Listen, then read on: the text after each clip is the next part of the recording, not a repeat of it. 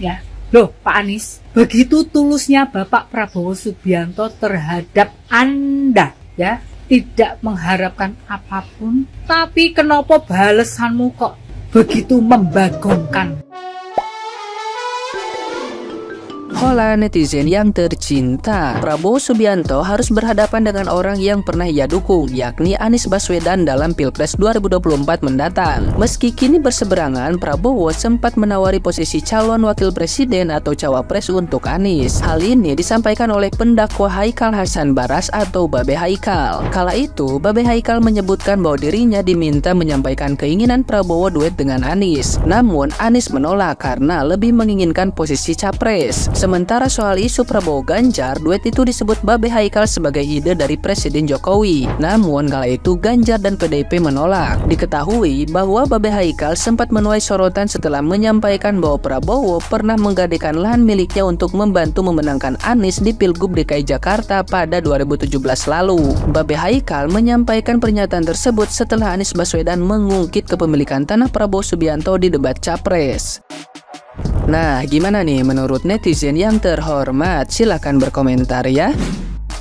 Kalau gue sih udah nggak kaget ya kelakuan paslon yang disebutkan oleh Babe Haikal ini ya. Ya pada nggak ingat sejarah dulu apa ya. Dulu aja waktu mau jadi nyalonkan jadi gubernur Jakarta, datang ke Gerindra minta Pak Prabowo buat ngusung dia. Udah jadi sekarang pernah ngomong nggak akan nyapres kalau Pak Prabowo nyapres. Sekarang nggak komit sama omongannya sendiri kan. Dan ternyata sekarang malah di debat juga gitu kelakuannya kan. Jadi istilah ular berkepala dua itu emang ada gitu lah. Apalagi di dunia politik tuh banyak banget gitu loh. Kalau butuh aja kayak orang ngemis-ngemis, tapi kalau udah nggak butuh udah kayak musuh udah.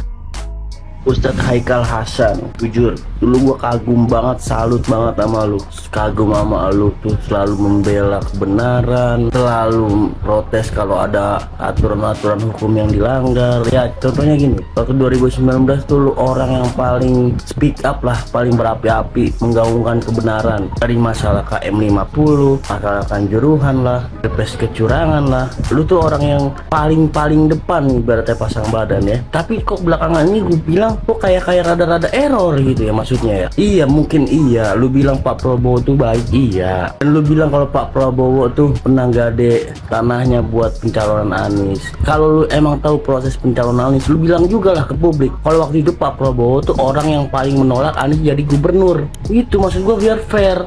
Jangan kayak berpihak sebelah, kok nada-nadanya kayak lu yang buzzernya gitu. Tolonglah. Dulu lu bilang ayo ikutin imam besar.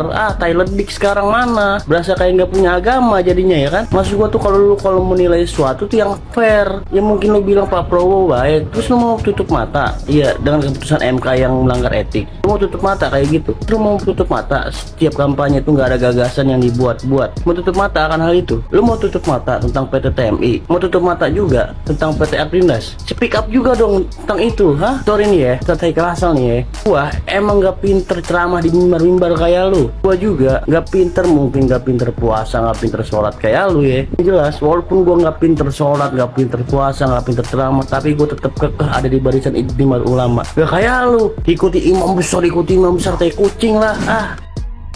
Oh, wabil khusus pendukung Mas Ganjar ya. Saya ini pendukung Mas Ganjar dan kebetulan saya ini juga simpatisan PDI Perjuangan. Saya hanya ingin sedikit membangkitkan memori seluruh rakyat Indonesia. Kalau Anda ini dulu pernah mengatakan bermimpi bertemu Nabi Muhammad, bahkan Anda bersumpah-sumpah sampai nangis-nangis. Ternyata Anda bohong. Anda sudah membohongi seluruh rakyat Indonesia. Sekarang Anda mencoba berstatement di ranah politik juga. Oke, sekarang kita lakukan perbandingan terbalik. Kalau pemilih Pak Ganjar ekuivalen dengan pemilih PDI Perjuangan, taruhlah tambahlah sedikitlah di luar PDI Perjuangan seperti Anda bilang, berarti kita juga bisa mengasumsikan kalau pendukung Prabowo itu harusnya sudah lebih dari 60% dong. Di situ ada Gerindra, ada Golkar, ada Demokrat, ada PAN, ada PSI, ada Partai Gelora, dan juga partai-partai lainnya. Itu total suara mereka kalau dijumlah kurang lebih 60% lah. Tapi kenyataannya apa coba? 40% aja naik turun, Pak. Itu berarti statement Anda salah dan Anda sudah melakukan kebohongan lagi. Don't forget to remember PDI Perjuangan.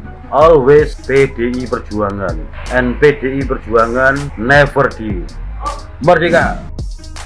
Menanggapi pendukung 02 Prabowo Gibran, Babe dinarasikan oleh Babe, nanti pemilih Ganjar itu nggak lebih banyak dari 22%, bahkan bisa lebih dikit dari yang memilih PDIP. Aduh, cara seperti itu kan tidak elok ya. Jadi dinarasikan seakan-akan buat apa kalau PDIP memilih Ganjar, jadi suaranya kan pasti hilang karena kemungkinan cuma 22%. Jadi percuma gitu loh. Kalau seandainya tidak menyukai Anies, lebih baik kan suaranya langsung memilih Prabowo Gibran daripada suaranya hilang memilih Ganjar.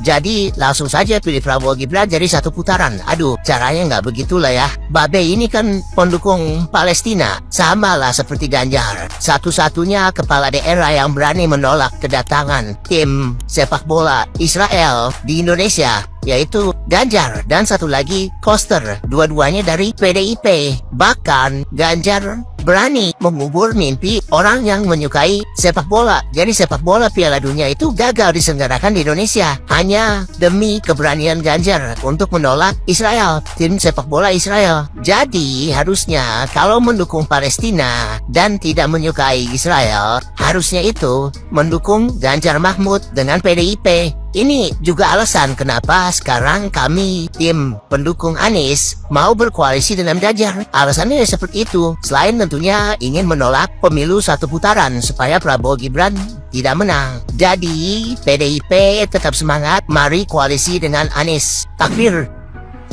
Bapak Prabowo Subianto pernah menggadaikan tanah milik pribadinya untuk membiayai Bapak Anies Baswedan untuk menjadi gubernur DKI Jakarta. Jane aku emoh komentar Pak, tapi mulut saya ini sudah gatal mau mengomentari Pak Anies Baswedan.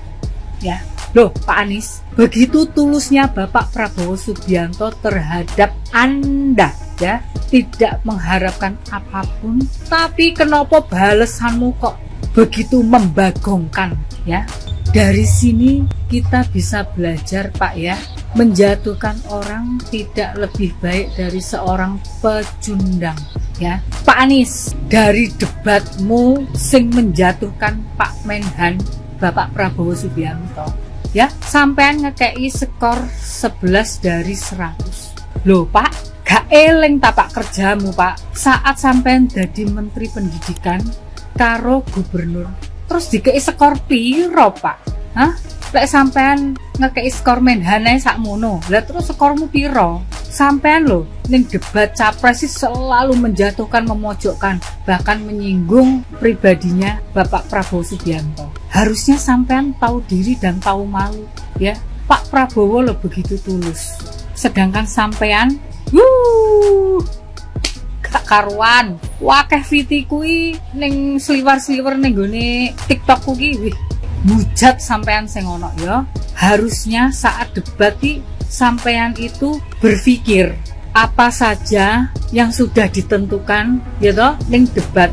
Jadi orang menjatuhkan tetet tuwet ngono kuwi Pak. Sampean menjatuhkan orang untuk kepentingan pribadi ini, sampean pengen jadi presiden. Lah wong masyarakat saiki lho pinter Pak. Urusan presiden ini serahno ning rakyat, ben rakyat sing milih ya. Sampean adu argumen menjatuhkan orang. Rakyat saya mikir, orang malah milih, malah buat sampean. Pak istighfar ya. Tahu diri Pak ya. Jangan jadi kacang lupa kulitnya. Ya Pak, terima kasih.